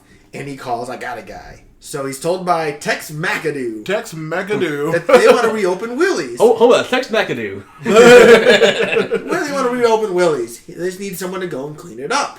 So he cleans it up overnight. Yep. They'll bring his car back and all fixed up in the morning. Doesn't say anything, shakes his hand, goes in, and they lock him in. So he starts, they show him where the room is, and they give him a shirt and say, you're on staff. Yeah, Willy's Wonderland t-shirt. Yeah. So he starts cleaning up. Well, we're going to mention the girl, or... Oh, that's right, yeah. So there's this other girl randomly who's trying to burn down the building. Yep. And she gets thrown into a trailer by the sheriff. Yep. And handcuffed to a radiator. The sheriff is like the adopted mother or whatever. Yeah. Yeah. So, yeah, she was... I mean, it's not really much of a spoiler because we kind of see the beginning of the film to a couple get killed. You see a little girl crying. She was that little girl, watched her parents get killed, and was adopted by the sheriff, who was basically, claimed that she loved her, but also the girl's like, yeah, I never felt like she actually saw me and was really abusive. Yeah. Well, her friends break her out because they're gonna go burn down. Yeah, like as I said, the fucking meat wagon pulls up with all the victims. Yeah, pretty much exactly that. Yeah, and they show up and they're like, "Hey, we're gonna free you. We're gonna burn that place down. I'm sick of that building." It's just like, "All right, you guys." He doesn't say that. He just looks at them. Yeah, and goes back to cleaning. Oh no! But before that, we see that's what they say they're gonna do. Inside is what Nicolas Cage is doing Nicolas Cage stuff. Yeah. He goes in and immediately starts cleaning up, goes through all the cleaning equipment, starts busting tables, cleaning glass, using a toothbrush to get grill stains out. And then, of course, eventually one of the animatronics, Ozzy the Ostrich, starts creeping up on him. He kind of turns around, has the broom in his hand, kind of taps him a little bit, taps him again, about to go back to cleaning, and then he says, "I'm gonna feast on your face," and the ostrich starts attacking him, swinging his head in a crazy action scene. The very first, the movie wastes no fucking time. Absolutely. Showing the audience, these things are fucking evil. And the ostrich just is perfectly still. And then all of a sudden it just starts moving its head like, I'm gonna face on your face and soul! Yeah. Causes a scratch on Nicolas Cage's face. Right, one hit it, yeah, and then the kid's like, "Oh, this is serious." He breaks the broom in half, just continues to fucking whip the shit out of this ostrich. absolutely murders it. Beats the fuck out of it, and Yeah. then rips its little old neck spine out. Yep, Yeah. and just fucking dumps him in a trash bag, ties up the trash bag, tries to go to the door, and sees he's locked in. He's like, huh, anyway, I'll leave the trash bag here. Goes about his business. He mentioned the text McAdoo was like, be sure to take breaks, pace yourself. Oh, yeah. So he sets a watch, and every so often it will go off. He'll stop what he's doing. He's bought this punch pop. Yeah, a whole giant basically. case of Punch Pop. Yeah, so you put that in the fridge. So he'll grab a can, drink it, and he notices there's this pinball machine. Oh. So he's like, oh, this is really cool. And he ends up cleaning it, and he starts playing it on his breaks. But he's very strict. It'll beep when he's time to go back to work. Yep. It'll beep when it's time for his break. Yep, he's very strict to what he's doing. He's like, I'm going to fix this thing up. But then, it beeps, got back to work. Let's start this bathroom. There's graffiti all over the bathroom, like butts and... It's super nasty. Funny, it's really gross and really scummy. And he somehow manages to wipe off all of it. Yeah, Like, I don't graffiti. know what Tons of years old graffiti in a bathroom somehow. I don't know what the fuck kind of acidic chemicals he was using there, but Yeah. that's impressive. Good old-fashioned elbow grease. Yeah, he manages to clean it all off. He steps outside a little bit, and the animatronics are kind of singing at him, threateningly, vaguely. But he's like, whatever, man, I don't care. Goes back to work, turns the lights off, and in the bathroom is jumped by the gorilla. Yeah. Well, it's really gorilla greetings. It's a pretty good scene because it's like absolutely, you hear like this creepy voice like, let's play a game of hide and seek, and like there's 4 stalls, they all close. So he kicks in the door, and he's playing hot and cold. He opens up the door, nothing there. Gorilla comes from the top and kicks him right in the stomach. Yeah. Big Wow. fight with this massive gorilla. Yeah, a crazy throw around fight, just throwing each other into the mirrors, into the toilets. It's really good. And so he finally gets him over by the urinal. Yep, and curb stomps Curb him. stomps him, leaves him in a big weird pile of like black goo everywhere, all across the ceiling and the walls and across his shirt. Oh yeah, by the way, every time he kills one, he'll get dirty. He takes his shirt off, cleans himself up, puts a new shirt on. Yep. So he's going through these shirts. He takes his work seriously. He does. He's a professional. Yeah, he just bags it up, puts the bag in front of the door, goes back to cleaning. Yep. It's just so awesome. This is around when the kids show. They show up around this kill. Yeah, so they go. Yeah, I think it was around that time. Yeah, do you remember the kids? There's Liv. There's Liv, the main girl. There's the guy, There's dirty like blonde the love guy. interest, Chris. Yeah, the love interest, Chris. Isn't there a Doug? I don't remember. think I don't remember yeah, I think absolutely anyone There was else's a name. Dan, I think. I'm not even going to try to Dan. guess. What was the girl's There was a name? dark-haired guy. Kathy, I think. Who knows? I'm going to literally call them like nerdy black. guy? Yeah, black-haired guy who's I guess is the leader. And then there is nerdy black guy. There's the cool, funny black guy, and then there's the weird, like really flirtatious, like sexy walking girl who sexy walks everywhere. Yes, even when she's climbing up a ladder. Complete with bubble gum. Yeah, just snapping bubblegum. She proved herself to be really practical early on when she used a hairpin to get Liv out of the handcuffs, but she's never that smart again for the rest of the movie. Yeah, she really isn't. There's the whole gang. Yeah, they sneak up. They're pouring gasoline everywhere, and they're about to set it on fire when Liv's like, oh, there's a guy in there. We got to save him. And everyone's like, that's dumb. And she's like, I don't care. We're going to save him. I'm going to go in Yeah. and save him. You guys stay out and help us get out once I get him. They're like, oh, geez, fine. So she goes through the vents, really big Batman, Arkham Yeah, vents. gigantic, enormous vents. And while she's up there, the alligator's in there behind her. Yeah. Yeah, the alligator somehow got the fuck up there. I don't know. It was able to silently move in this And they're massive... like super fast, like starts like speeding after her and the thing. She just, Yeah, but she falls out into this weird forest place. Yeah, it's crazy weird forest in the middle of this. Another forest scene in the middle of these movies. Yeah. This one was at least, It's some kind of playroom, like you can assume. Yeah, and Yeah. she's fighting Sarah the Siren. Yeah, she got flipping all over the place, crazy, like while walking in just a spooky, weird siren. It was robot. pretty creepy, It actually. was a very well done scene. Yeah, Because she'll go in and punch, and the animatronic will, like, bend backwards, and then, like, flip itself and crawl up the walls. yeah, it was a really cool scene. It was creepy. But then she finally like runs into our main dude, the janitor, aka Nick Cage, and she's just like, "We gotta get you out of here." He kind of just ignores her, goes about his business, doesn't even help, doesn't hinder, just ignores her and goes back about his work. Yeah, she said, by the way, I stopped her for a bit, but I won't hold her for long. Like, what the fuck did she do? But then we see the animatronic just going back to the stage and like going under the light and just stopping with everybody else. So I assume she would have just left. It was weird. Because we see her like go back onto the stage with Willy and the rest and like just kind of stand still. So I guess she was like, "Oh, we're gonna plan for when these dumb kids get in here." Yeah. Because now Which they're like, we're gonna go save her, and the one dude's like, we gotta save her. yeah, their love interest is like, "We're gonna save her, right?" And they're like, really? Fuck this! I want to leave. Yeah. The girl goes up the ladder, the sexy girl with the mini skirt first, and the one her horn dog boyfriend is like, hey, don't anyone else look. Yeah. They all end up on the roof, and like she continues to be like, you gotta get out of here, Nick Cage. And he's just like, whatever, man. I'm paying attention.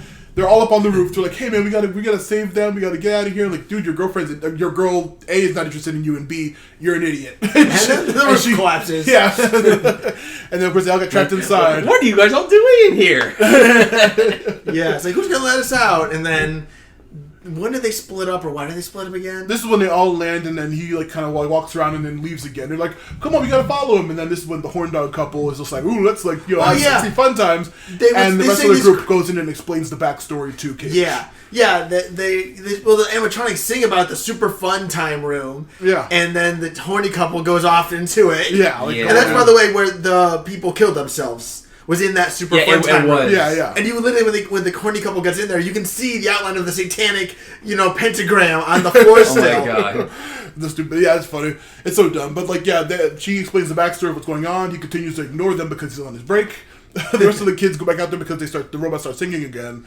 Oh yeah, at one point, one of the girls goes to try to stab one of the robots, and Nick Cage grabs her and carries her away and takes her little knife. Yeah, takes it for himself, and it's kind of like, come on, no, you guys are dumb. Yeah. But they start singing. They all go out there and like, oh, man, singing again. He talks about like 5 little chickens in the weasel house. Oh no, 6. There was 6. Yeah, 6. And they said, 6 chickens, a couple of 4 hens, or was it 4 roosters and a couple of hens? Yeah, they said 6 chickens, da. Oh, 5 chickens. Yeah, and then it's like suddenly like what? And then suddenly the dark-haired leader guy gets like stabbed through with a giant sword by Night of the Night, which was like, whoa, out of nowhere, right? Yeah, I would say I think they did a good job because I didn't even really notice the night too much overall. Same. It was very minor. Yeah. Also, he had what looked like a foam sword that went straight through this kid's stomach. I assume it's just whatever weird like plastic or whatever his armor was made out of. I think it's magic. I'm sure it's magic. Yeah, probably. There's weird satanic magic in this movie. Yeah, but then they're all fighting it, and of course, while they're like being thrown around and killed and beaten up, Nick Cage is just chilling out with his pinball machine, ignoring it because he's on break. Yep.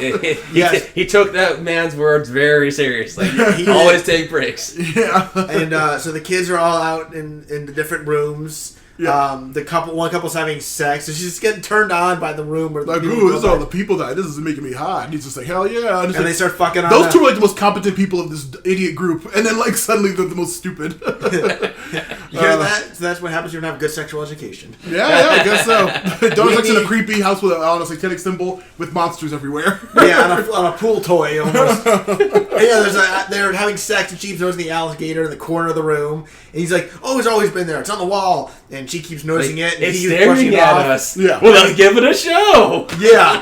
At some point, the Chris, the love interest, like hops into the game room and jumps behind a counter, tries to call the sheriff to come and rescue them. Yeah. What that's right, because Nick Cage. That's right. He ignores them for a while. And they all split up while the one girl's fighting the sword dude. Like she's when the sword when the big guy with the sword and then like Nick Cage's on his break still. That's when they all split up. Then he comes and kills the robot kills the knight really easily, of course, because Nick Cage. Yeah. And they're all split up, and that's when they all get picked off. So there's one couple in the super fun time room fucking. There's the nerdy black guy goes into this weird strobe effects room. Yeah, what the fuck was that? By the way, seizure warning. Yeah, huge seizure warning for this part. It almost hurt my eyes here. It was very crazy, yeah. But he's in that room with Tito the turtle and Sarah the siren. She's all over the place. She is everywhere, but she's like they corner that kid for a while. He eventually gets killed by them. There's some also good scenes that they use the strobe effect well. Oh yeah, very creepy. A lot they of do that, flash, nothing's there, dark. Shows up and it's there all of a sudden. They 2 or 3 times to this guy. Tito was popping around. The siren was popping around with the crazy weird fang mouth. Yeah, he ends up getting killed those like jump parks. He's he falls into that pit and they are devouring him in there. Yeah, the love interest behind the counter calls the sheriff. She hangs up because she has some kind of other deputy saying, just ignore it. It's just some prank calls. They'll get what they're gonna get. And then eventually they call back and say Liv's here. He's like, God damn it! She picks up the thing and they take the rookie and they go off to go rescue them. Basically, the sheriff was only going to care because she wanted Liv safe. Yeah. And when they're driving, that's where she explains how they made the deal because people kept getting killed, so she's in on it. The tow truck driver's in on it, and Tex the whole McAdoo. town's on it. The whole town is, but those are like the active people. The sheriff's ignoring stuff. Yeah. Tex McAdoo is the leader of it, and the tow guy kind of sets everyone else up. Yep. So, he's on the phone, but then the chameleon comes into the room and says, "Hey, I'm not like the others. They make fun of me. I need help. I want to get out of this body." And he's like, "Oh, really?" like a real idiot character. yeah. Before that happens, I'm trying to think. Was there someone else who gets killed? Isn't there? The couple. Oh yeah, the couple. The couple gets the nerdy guy gets killed, and they like. Oh, I don't think they ever discover his body. But then the sex couple, they eventually, the alligator finally jumps up, bites the shit out of the dude on the dude. Kills the girl off screen. Yeah, and they find her eventually. They finally, when they come into the room, and that's like, it's all bloody everywhere and crazy. Yeah. And of course, once again, freaking Nick Cage is like, "Huh, what's going on?" Wait, so that's right. So the guy comes out. This is one of the best moments. Like, this is probably my cream of the crop moment. Yeah. So he's talking with the chameleon and all this. She's like, "Oh, I'm not the same. You can help me." Oh, that's for all your The questions. girl comes in. That's after they take care of the alligator, I think. No, was it? I thought, he's like on the way out after the chameleon. So they take care of the alligator in that room with the two dead kids before they go and deal with the chameleon, because he leaves her to go with the chameleon because he goes on break. Okay, yeah. So he kills the alligator by ripping its jaw and reaches aside, pulls out a random object, like, okay, tosses that, and the alligator's dead now. Yeah, and then he goes into the room to deal with the chameleon, and after the chameleon easily kills the fucking love interest. Oh, there's a good scene because he's like, "Hey, she doesn't like the others," and she uses her tongue. Grabs it around his neck and just cracks it. Kills him. He's done. He's out of the movie. Yep. Breaks it easily as a Stars member breaking the neck of a zombie. Yeah. And then she's the chameleon's like, "Oh, I'm gonna deal with you, girl." And then Nick Cage stops you want to fight, bitch? You want this bitch? Yeah. And then Nick Cage is just like, "I want some," and he's like, "Beep beep beep beep." Oh, sorry. He hands the knife back to the girl and leaves. He just let them like, "Oh man, it's break time. Here, take this knife." Bye. He wasn't like confused. He was just like, "Oh, it's break." Hands her the knife, walks out. No, I swear I saw a good amount of hesitation. Yeah, he had a little bit. He was like, all right. Then he leaves a little. Like he had really processed. Like, what should I do? He went back and he played the pinball machine, drinking his punch pop. Yeah, just immediately back. She's by the way, a good fight. Really fully mentioned. He looked like he wanted to have sex with that pinball machine. He was really diddling it and feeling it up. Yeah. Flicking the knobs and freaking diddling it on the side, caressing it. He's just swaying his hips back and forth. Yeah, it's real crazy. And then he's doing the fucking hand motions. What was that? Yeah, he's just dancing with his whole voguing with one hand. It was entertaining. Oh, Nick Cage, you were a treasure. But of course, while she's in there trying to stab the chameleon, trying to get away from the tongue, eventually he's like, "All right, breaks over." Shows back up, takes out the chameleon, of course, with ease. Of course. Well, then they don't fully kill it though. He brings a thing and puts it around the neck. Yeah, of he the bashes chameleon. her head a little bit. Yeah, she's stabbing him. So she's doing something. But yeah, Nick Cage comes back and just strangles her. Yeah, but that doesn't kill her because he drags it. You see her kind of out. Yeah, he drags her out. She's kind of struggling, but he's like, "Whatever, man, you're gonna be killed. I'm gonna finish you in the main room." And then we see the turtle and the siren being like, "Oh, we're gonna stop." And he just punch, keep going. There's these small hallways, and they show up just boom. Boom, and they drop, and you walk right past them. Liv, and her reaction is also really good in this movie. Because every time she's around him, she's just watching the fuck? How the hell? Yeah, she's in awe of this because it's so funny. Crazy. He's crazy. He's really, really good in this movie. But then, he drags her to the front, puts it in front like the rest. But then the door opens, and it's the sheriff with a gun pointed at him. And then also they mentioned she had brought in a deputy or someone from out of town or something like that. But he's just fully "What the heck is going on?" Yeah. And she's like, "Oh no, you killed him. That's going to make him angrier. What do you fool? We didn't authorize this. You know? Please don't. We didn't mean to really do this." They don't act on our behalf. Willy, please forgive us. They used zip ties on him, right? Yeah. They had to have. Yeah, of course. So they zip tie him, his hands behind his back, and leave him to be killed. And take Liv away. Mm-hmm. And the trooper takes Liv away. And a great line from Liv at that point. It's no, you don't understand. He's not trapped with them. They're trapped with him. Yeah, exactly. Yeah.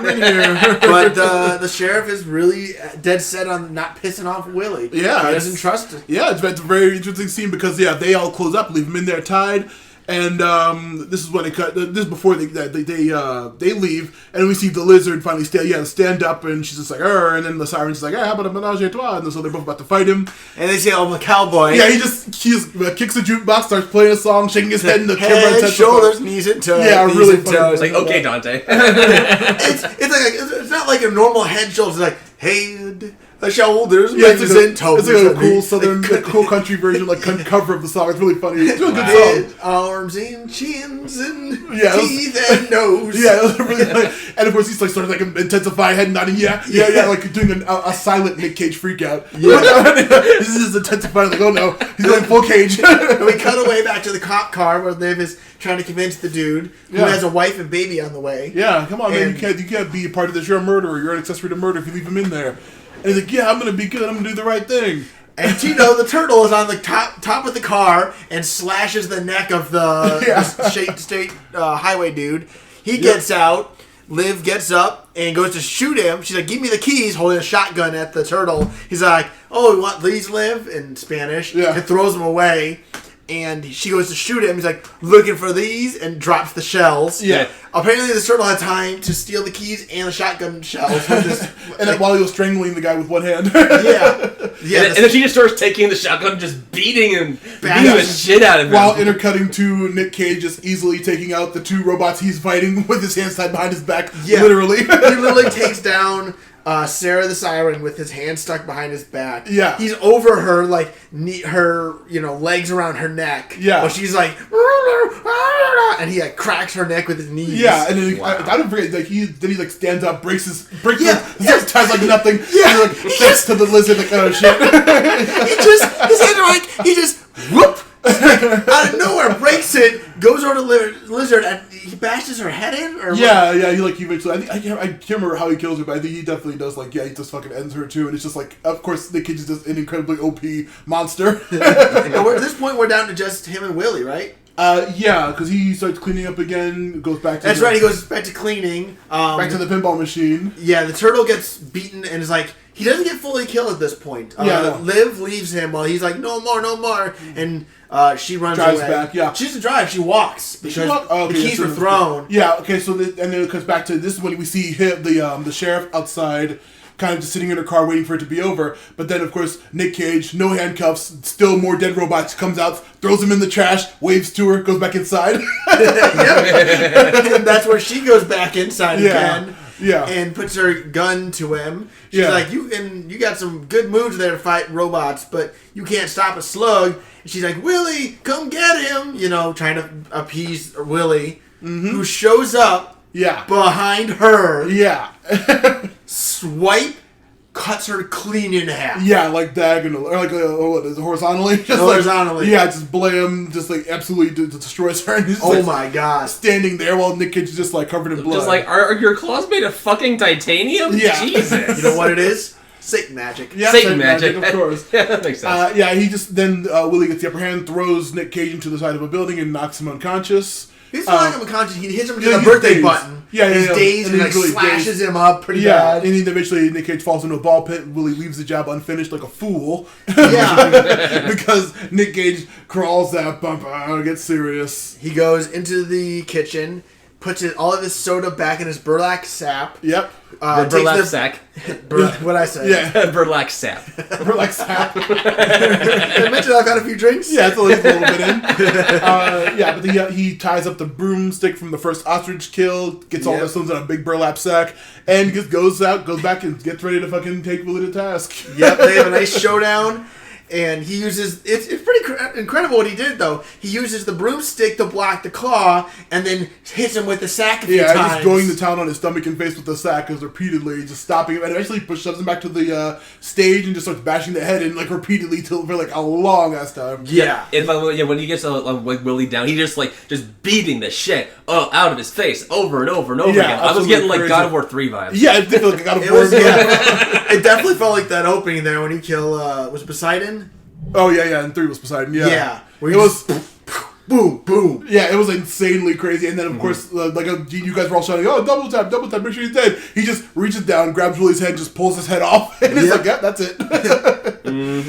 And, he's the job accomplished. Yeah. Smash cut to the next morning, we see his car driving around donuts in the parking lot. Yeah. So at this point, at least this is my perspective, right? So having never seen this movie, so obviously this whole thing was a setup to try and get Nicolas Cage to die. So I figured like there's no way they're gonna actually fix his car. They're probably gonna just like drive it off a ditch or whatever. But then sure enough, like the mechanic comes in, the car's fully fixed, tires replaced, and everything. Yeah. And I'm just like, holy shit! Like, did they actually think he was gonna like fulfill his end of the bargain? No, but then Tex, he goes like, yes, thank you, another toy for the collection. And I'm like, I see. They were assuming Tex would just get the car. That's pretty clever. That was a That really was good clever. scene. That was a very funny scene. That was very cool. They're like, they peek inside saying, I'm not going to go down to see the mess. They go inside, the building is entirely immaculate, and all the robots are gone. Yep. And they're like, son of a bitch. Yeah, he actually did it. Oh my god. And they go inside, and of course, once again, this is you see Nick Cage is putting on his Freebird starts playing. That's right.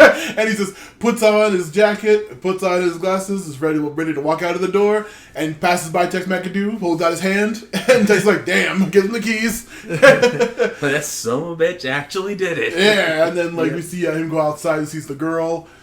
She walked back to the thing. She's like, I survived the night. They get in the car together and they just speed off. Yeah, she's just like, I guess you're my dad now. Yeah.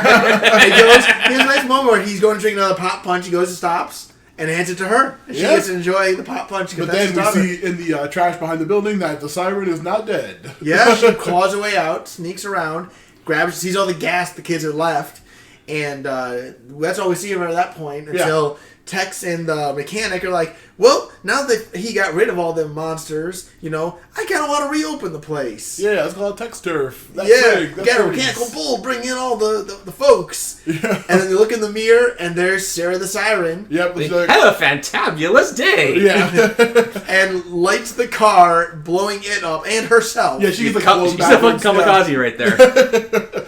Wow. And they drive out, and then the Freebird, she get a pop punch, and then the credits just roll. Well, no, we forgot one thing. Yeah. So they're driving to the road, and you see Tito the Turtle kind of dragging himself up, and he goes like, "Oh no!" and gets hit and obliterated by the car. So now they're all dead. Now they're all dead. Nick Cage, no damage from that, Of course, Nick Cage's car. and it closes on like a Looney Tunes style. Yeah, that was a really good I ending. literally thought like, Leo, that's all, folks. Yeah, it was amazing. And then like a little cartoon outro with the Weasel, Willy the Weasel, and that's the end of the movie, and that was fantastic. Oh my god, I said after Banana Splits, I was a little bit down, and the hug was fun and everything, but man, that movie was a trip. Yeah, I did not expect to like it nearly as much as I did. Yeah, Nick Cage has that power. He does, and I said he went from robot killing to cleaner to enjoying himself with a pinball machine. Yeah, he was doing so much in such a great, fun character that literally never spoke in a movie full of dialogue that's really complicated. His name is literally the janitor. Yeah, in this movie, name, yeah. He does not get a name. I have to wonder, like, I know I said this earlier, like, I have to wonder if, like, this whole movie, or, like, him being in the movie was done partly on a dare, where it's just like, hey, Nick Cage, can you star in a film and have literally zero dialogue? And the, is it getting kind of loud? No, you're good. Okay. But then the other part, it's like, hey, like, you know what? I wonder if we could just trick this guy and just clean a bunch of shit for us. And then we'll film it, and that's a movie. Yeah, it was really fucking cool. I love this movie. So fun. And it did a great job of cutting between action, having good humor. The plot was weird. Excuse me. Nice. Was weird, but it was also it made sense. Even for a horror movie or like Banana Splits for a Five Nights at Freddy's knockoff, it was very well plotted out for why everything was happening, and horror by general horror movie standards, it was very good for explanation for why everything was happening and why it was. Yeah. It was much more like built up and explained and felt like earned, and then to have fucking Nick Cage just being there and destroying everything, being awesome. I don't know if we said this on the podcast before, but me and Ed are massive Nick Cage fans. Oh, we are. And I am glad that this is the first movie we got to do of his on this. I'm going to have to send out a tweet here after this episode releases of the pillowcase that I sleep on every night. I was just about to say. I have a Nicolas Cage pillowcase on my pillow. Yeah. Him looking all sexy. He is the best, and we absolutely love him in anything. The stupidest, most terrible generic movies he's in, the fucking number one huge blockbusters he's in, he's just amazing at everything. He is. It's just so much. He can bring so much joy because as good or bad as you might think he is, he commits. He is energetic, and in this movie, you got a different side of Nick Cage, but he's still powerful. He's got a presence. Absolutely, yeah. I mean, it is incredible. incredible. Yeah, he's a huge amount of range, and he was just so good. And this movie was well directed because in our Resident Evil episode, I pointed out, we mentioned how that last fight scene was so terribly shot. Yeah. It was quick cut, quick after quick cut, and you couldn't see what was going on. This movie used cuts, but it let the action settle for enough time before. So even though it was still moving around angles and all that and all these scenes, you could still tell what was going on, and it allowed the impacts to sit before it used those cuts to hide, whatever they needed to. Yeah, absolutely. It was such a well-shot movie. A very funny plot, fun characters, Yes. good kills on the robots and the human side. Yes, it was. We got some nice, good human kills. Yeah. And they weren't. And I will say, Banana Splits had the better, the more Interesting kills. more For the interesting humans. kills for the humans. This one was they'd eat them up. Or, Yeah, they rip- cut them up or rip their heads off or whatever. Yeah. Or not rip their head, just give them a slash in the throat or bite their arm off. Yeah. Very but the robots all had amazing kills because Nick Cage is that fucking fantastic. Yeah, and even though they were all, if you look at it, they're all kind of fairly overly, you saw it coming, but they were fun. Like, you felt the weight of it, when he had to pry the alligator's jaw open until it broke. Yeah. And you felt like, that's when they used that weird effect that he did with the head banging, where they, shook the camera a bunch, and they, weird red filter on it, and it's intense, but it helped. I mean, it made you oh yeah! It was exciting. All very well earned. It was very well earned. I really like this movie. And they did a good job of pacing. The action, Absolutely. the action and story. the slow moments were they fed off of each other. Yeah. The slow moments accented the action, and the action helped the slow moments pass in between and let the humorous moments land. Yeah, they also didn't front load the entirety of the plot up all at once. They trickled it all across the movie. It's there was a point where one guy mentioned I made a deal with the devil, and then they just did not give any more to context after that. I'm just thinking okay, is that it? Are we gonna get some more? And then a couple action scenes later, and then they finally dive into what that meant, and it's okay. And they did a good job of giving it different points, because you saw it from Liv and these kids who've grown up not fully knowing what they know about this, and it puts the darker side on it. But when you find out about the full details about how they made the deal, that's the sheriff who's justifying it and seeing it as the lesser of two evils. Yeah, and then you have Nick Cage's point of view, which is he never cared about the plot and didn't really need to know the plot. He was just there to kill and was doing his thing. Dedicated to his job, and that's all he did. As far as he was concerned, he was just getting a free $1,250 for one night of labor. Yeah. It was He earned it, though. Oh, yeah, he did a He lot did. of work in that place. Because he had to clean up the kills. Yeah. When he killed him animatronic, he put him in a trash bag, threw him out. He cleaned up all the oil blood or whatever it was. And I was gonna say, to bring it back full circle, a Five Nights at Freddy's movie, this is probably, if we ever get the real one, this is probably the best it could ever hope to be, close to. Because, the whole setup with the evil possessed animatronics, the setup of an overnight, break, the timing of the, and people think, the thing with the soda pops and the timing and the breaks, everything, is the time cuts in the Five Nights at Freddy's Night where you learn 1 through 6. It's just, it was such a perfect setup for that kind of concept of a Five Nights at Freddy's movie. Except for you have the main protagonist, actually being competent and, kicking ass against the robots. And it's such a perfect version of what that movie could be, but taken with a Nick Cage twist. oh yeah, It was so. I gotta say, really, really good. I'm gonna have a real hard on for Five Nights. Or gosh, Nice. Freddy got fingered. Freddy got fingered. That's gonna be one of my favorite movies we've done on this podcast Of for course, a of while, I'm course. sure. But this is a solid number 2. Oh, this is absolutely right next to Five Nights at Freddy's. Five Nights at Freddy's. Freddy got fingered. We will never be able. Now they're gonna stuck both of our head forever. Yeah. But yeah, this is we literally right, flipped it. Yeah, I said Five Nights at Freddy's instead of Freddy got fingered. And we Yeah, say Freddy. I would Five say Nights at Freddy. Banana Splits I probably would put just above the fuck was it? Fantasy Island. Yeah. It was just barely though. Yeah, this was definitely better than that. But I think Troll 2 would be sandwiched between Troll 2 and Fantasy Island. Yeah. Absolutely.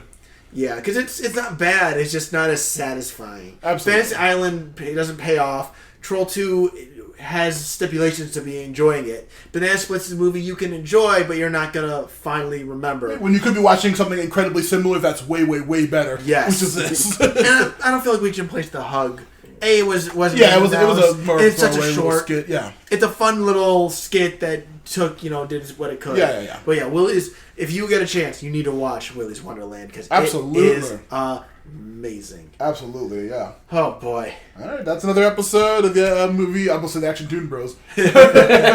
So, Well, speaking of which, plugs. real quick for next time. You gonna say that now? Oh yeah. So, by the time we get to the next recording, we're going to be trying to do something very fun for you and ourselves. And we're going to thank Chris Bowe for the next movie, actually. Oh, what? Because Me? in our conversations, you said that The Last Airbender is not as bad a movie as you remember. Oh, God. Yeah. So we are going This is to Chris's you, wreck. me, Matt, my wife Leanne, and Action Toon Bros host Ben Sturgeon, possibly other friends of the podcast, Tara and Kaylee, are going to watch The Last Airbender and do a massive multiple person talking over each other in my podcast. So we are doing The Last Airbender next time. We are going to deeply punish ourselves. God, I just want to be absolutely clear, okay? What I said was, from what I remembered, when you look at the movie on its own merit, not comparing it to the source material, it's not too bad. When you compare it to the source material, it's absolute dog shit. But Ed here claims that, like, even when you don't compare it to the original source material, it's still dog shit. And that's probably true. It's been several years since I've seen this movie. Yeah, I would say, remember what he just said. We're going to compare that to when we actually watched the fucking movie. Yes. And we're going to be giving you a lie. We're going to get you what we did here and earlier, or you're going to be getting right after we've watched the movie. Okay. Yeah, I'm going to say that, like, a total non sequitur practically. But that reminds me of a time back in college, a friend of ours was introduced by telling me that he didn't think that the Green Lantern movie was so bad, and I nearly leaped across the table to kill him. It was Eli? I think his name was Eli or Elijah or something like that. It was Jeremy and them's friend. But like they said, like, hey, yeah, this is our friend, blah, blah, blah, blah, and he doesn't think that... Ethan? Ethan. Wait, Oh. yeah, Ethan, yeah. I think It was so. Ethan? Yeah, he said that. I don't think that... He's lucky he's out of Cleveland right now. Yeah, his ass is lucky. Because I don't think Green Lantern's so bad. And this was about near when it came out. And it was my first introduction to this person. I don't know who he is. And I almost killed him. But that's completely unrelated. We love you, Ethan. If you hear this, please keep listening. Yeah, of course. We need our 5 viewers. We love all 5 of you. They're very appreciated. Very appreciated. But yeah, quick plugs for me. Just since I have the most, I'll get them the fuck out of the way quickly. Matthew Lewis Podcasts on Twitter. Matthew Lewis Podcasts on Patreon. Action Toon Bros Podcast, which you're going to pretty much a crossover next time with. And then, of course, my all other podcasts, the audio drama, The Forgotten Minotaur King, my novel, The Forgotten Minotaur King, available on Amazon.com, Amazon Publishing. Check those out. Pick them up when you get a chance. No, Chris, you have no plugs? No plugs. No plugs for Chris. All right, that's your plug. You got no plugs. I'm not really a social media kind of guy. I quit Facebook a long time ago. And you're smarter than all of us. Yeah. Well, you're not on it either. Facebook, I don't use it. I use it for Messenger. I was going to say, Chris, you do have a Twitter. Technically, yeah, but the only reason I keep it around was so that I could have some potential avenue for just like tweeting at like a game corporation or like a composer and being like, "Hey, you should do this thing, customer feedback or something." Or you should something. follow some gimmick accounts. They're great. They're really why funny. I started using Twitter a bit for my own personal account was because I would listen to ESPN 850 and I would tweet at the host of the Next Level when I was going home. And I used to love. They've changed the hours of it, so I don't get to hear it now, unfortunately, as much, which is a shame. But that's why I got it. Oh, what's that Twitter? At Bobbincheck. Nice. I believe there's a little dash in between Ed and Bobbincheck, and of course at Movie Garbage, which should hopefully posting more things and. We'll try to figure out what to post on it. I might start looking up random movie shit. And of course. all fun stuff like that. Because I got to start editing these fucking episodes into episodes for the podcast. The YouTube channel, anyway. Or I forgot also the YouTube channel, Matthew Lewis Podcast. Yeah. Don't forget, Chess, check that out. So. Yeah. I said it in the last episode, and who knows if it's going to happen. I do want to try and do an Emerald Kaizo Twitter. Or Twitch, but sure, it's going to be a while till that might happen. Keep an eye on the Twitter account to find out when the Twitch stream might be. Yes. Definitely check out that book, by the way. It is very fun, and as the person who was the character, Krunturg, the Forgotten Minotaur King here, it's very fun to listen to an adventure, knowing I'm probably the only other person besides Matt here who knows every bit of events because I lived them. Those choices that were made were mine. The glory it had was mine. The failures felt were mine. Check out the book. It is fantastic. And, of course, you can listen to the podcast as well. We need to get that audiobook going, too. Yeah. Well, speaking of which, just to make fun of Ben for a second, when he signed up for Audible, he asked me what audiobook he should get, and then he said, "Oh man, of course, the Forgotten Minotaur King book." And I'm like, "Dude, it's a free podcast.